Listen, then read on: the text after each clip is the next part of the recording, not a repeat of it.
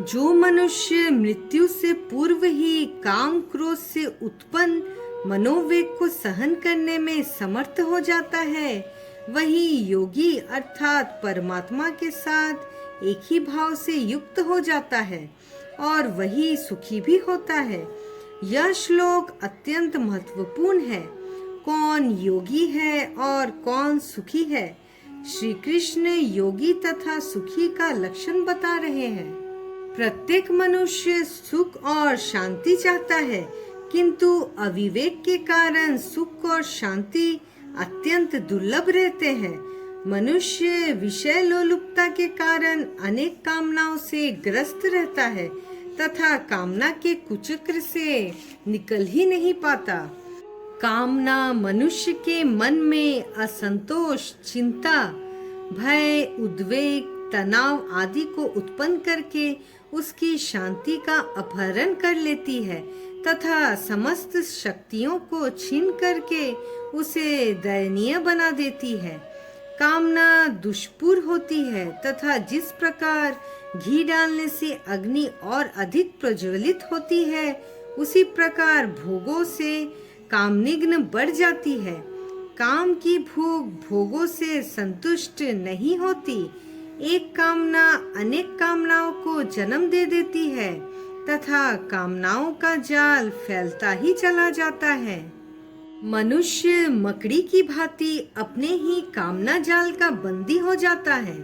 कामना पूर्ण न होने पर अतृप्त के कारण मन में राग उत्पन्न होती है तथा उसका विस्फोट क्रोध के रूप में हो जाता है। काम और क्रोध एक साथ ही चलती है। जहाँ काम होता है वहाँ क्रोध भी होता है।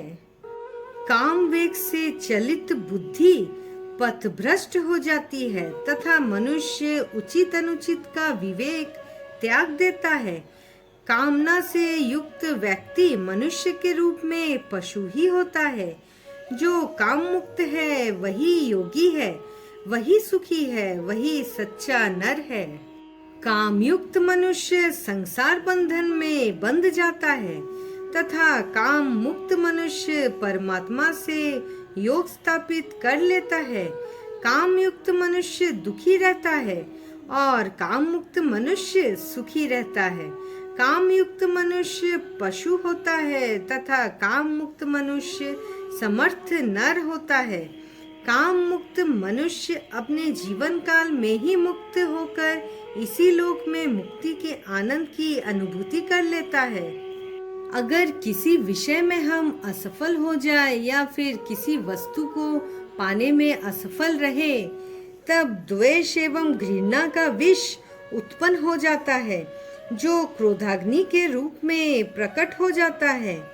क्रोधाग्नि उत्पन्न होने पर मनुष्य का विवेक भ्रष्ट हो जाता है तथा मनुष्य असंतुलित होकर जीने लगता है। क्रोध से उत्तेजित मनुष्य का वाणी पर संयम तथा व्यवहार पर नियंत्रण नहीं रहता। क्रोध के आवेश में मनुष्य यह भूल जाता है कि क्या शब्द कहने के योग्य है और क्या नहीं, तथा क्या व्यवहार उचित है और क्या अनुचित है। अशोभनीय शब्द एवं व्यवहार सदैव कलेश कारक होते हैं। क्रोधी पुरुष अपने तथा दूसरों के लिए एक अभिशाप होता है। क्रोधी पुरुष अपनी चारों ओर शत्रु उत्पन्न कर लेता है, जो उसके लिए समस्या बन जाते हैं। क्रोधी पुरुष किसी से सहयोग नहीं ले पाता तथा अकेला पड़कर दुखी हो जाता है। कामना के कारण मनुष्य अनेक आशाएं करता है तथा कामना पूर्ण ना होने पर वह निराश हो जाता है। निराश मनुष्य का उत्साह भंग हो जाता है तथा वह आत्मग्लानि से ग्रसित होकर शोचनीय अवस्था को प्राप्त हो जाता है। लाभ, सफलता, विजय, आदर, सम्मान आदि की आशाएं भंग होने पर विकराल हो जाती है तथा मनुष्य को अनेक प्रकार से दुखमय एवं दयनीय बना देती है।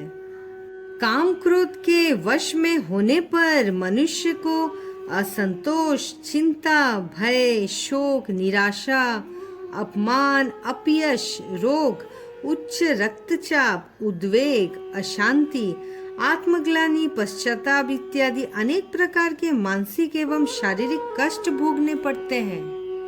वास्तव में काम तथा क्रोध व्यक्तित्व के दोष होते हैं तथा उनसे अनेक हानियां होती है। मनुष्य को व्यक्तिगत कामना एवं स्वार्थ से प्रेरित होकर कर्म नहीं करना चाहिए, बल्कि कर्तव्य भावना से प्रेरित होकर कर्म करना चाहिए। जब मनुष्य कर्तव्य का पालन करना सीख लेता है, उसकी उन्नति के नए नए द्वार खुलते रहते हैं। कामना को कर्तव्य भावना से संयत करना विवेक होता है। कामना से प्रेरित होने पर मनुष्य अनेक कुकर्म कर बैठता है, जो व्यक्ति एवं समाज के लिए अहितकार होते हैं। काम का नाश होने पर मनुष्य का कर्म कर्म योग हो जाता है। निष्काम कर्म सदैव फलदायक होती है, जिससे चित्त शुद्धि, तत्व ज्ञान, ज्ञान निष्ठा और ब्रह्मा निर्वाण प्राप्त हो जाते हैं।